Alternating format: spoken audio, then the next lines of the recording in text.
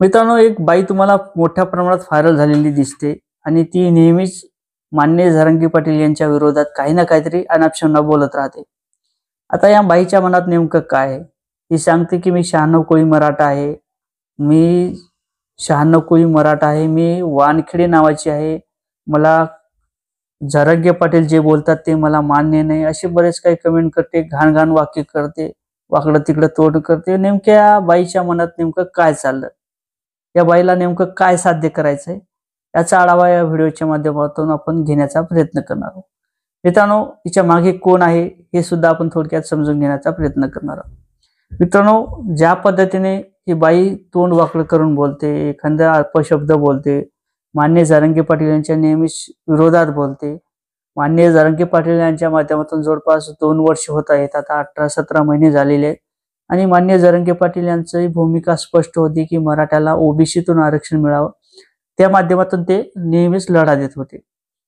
परंतु माननीय जरांगे पाटील यांना आमदार असतील, खासदार असतील, मुख्यमंत्री असतील किंवा इतर राजकीय लोक असतील, ते चांगल्या पद्धतीचा प्रतिसाद देतात, चांगल्या पद्धतीने बोलतात. परंतु या बाईच्या डोक्यात काय घुसलं? ही बाई काही ना काहीतरी अनापशनानं बोलते, वाकडं तोंड करते, काहीतरी बोलत राहते. ही म्हणते मी 96 कोळी मराठा आहे, मला आरक्षणची गरज नाही. बाई, नको तर तुला घेऊ नको ना आरक्षण, तुला कोण देत आहे? पण तुमच्या पाठीमागे कोण आहे? तुला आरक्षणची गरज नाही, तू मराठा आहे मान्य, पण तू मराठा असते तर तू असं बोलतच नव्हती. मला तर वाटतं काहीतरी असू शकते, तुम्ही समजून घ्या. या बाईला मात्र काहीच घेणं देणं नाही. ज्या पद्धतीने ती बोलते, मराठा आरक्षणचा मुद्दा कशासाठी महत्वाचा आहे ते माननीय जरांगे पाटील यांच्या माध्यमातून वारंवार सांगण्यात आलेले आणि कदाचित तिला समजलं नसावं. काहीतरी व्ह्यू मिळावे, काहीतरी साध्य व्हावं, कोणीतरी मला बघावं, या भूमिकेत ते बाईचे विचार आहेत. अहो, तुला समजायला पाहिजेत बाई. कितीतरी लोकांचे संसार उद्ध्वस्त झाले, कितीतरी लोक आज रस्त्यावर आलेले आहेत. ज्या मुलांचे 90% घेऊन ते आज मुलं घरी बसलेले आहेत, त्यांच्यावर आत्महत्यासारखा त्यांच्या वडिलांवर प्रश्न उद्भवलेला आहे. जे शेतकरी वर्ग आहे, कुणबी वर्ग आहे, हे मोठ्या प्रमाणात शेती करतो. त्या शेतकऱ्यांना कचावं लागते जमीन, उत्पन्न मिळवावं लागते, त्यानंतर त्याची खुरपणी निंदण करावं लागते, खत बी बियाणं द्यावं लागते. तेव्हा त्या शेतकऱ्यांच्या हातात काहीतरी पडतं. त्यानंतर हुंडा परता असेल, मुलाचे शिक्षण असेल, दुःख-सुख असेल, त्याला ते सर्व त्या शेतीवरच अवलंबून आहे. आणि अशात जर त्या मुलाची फी भरायची झालं, त्या मुलाचं 10वीचं शिक्षण जर असेल, त्या मुलाला जर पैसे भरायचे झाले, तर त्या मुलाला ते पैसे भरणं शक्य होत नाही त्या वडिलांना.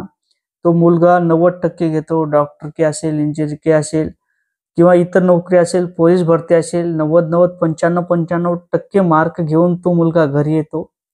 काय वाटत असेल त्या मुलाच्या वडिलाला? काय वाटत असेल त्याच्या मुलाच्या आईला? काय वाटत असेल त्या भावांना? काय वाटत असेल त्या मुलांना? जगावं की सोडून द्यावं? अशा प्रकारची त्याची दशा होते, त्याची दैना होते. आणि बाईला काहीच पडलं नाही. बाईला फक्त व्ह्यू कमवायचे आहेत. कोणीतरी प्रसिद्धी द्यावं यासाठी बोलत राहते.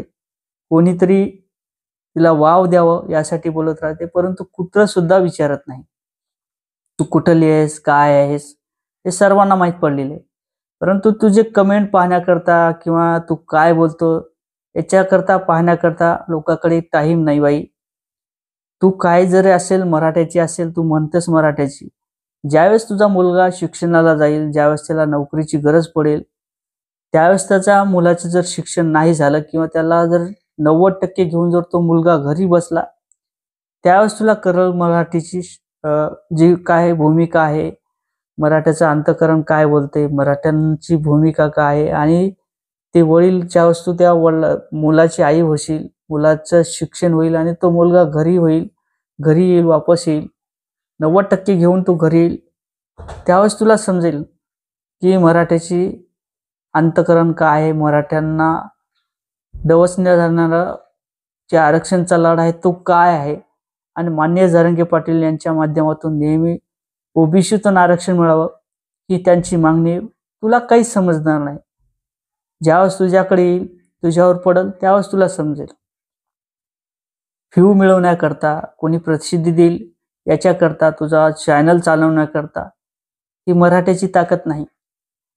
तू लेडीज आहेस, तू बाई आहेस म्हणून तुला कोणी बोलणार नाही असं भ्रमात राहू नको. तुझ्यापेक्षाही दानशूरी जशी दासीची राणी आहे त्या पद्धतीचे मराठा समाजाच्या कित्येक तरी महिला आहेत. एखाद्या दिवशी जर हातात पडली, एखाद्या दिवशी जर काही कमी जास्त बोलली, मराठाच्या विरोधात बोलली, मान्य जरांगे पाटील यांच्या विरोधात जर बोलली, तर नक्कीच तुझं काय होईल तुला समजणार सुद्धा नाही. परंतु थोडंसं भानावर राहा. आरक्षणचा मुद्दा आहे, तुला भाव कोणी देणार नाही. मान्य जरांगे पाटील हे संविधानिक पद्धतीने त्यांची विचारधारा मांडत आहेत. ते पाहतील, शासन पाहिल. परत एकदा मुख्यमंत्री देवेंद्र फडणवीस जातील, ते त्याच्याकडे पाहतील. तुला फारसं बोलायची गरज नाही, तुला त्याच्यावर विचार करायची गरज नाही. आता तुला काय पडतं ते घे, नसेल तर सोडून दे. जय शिवराय.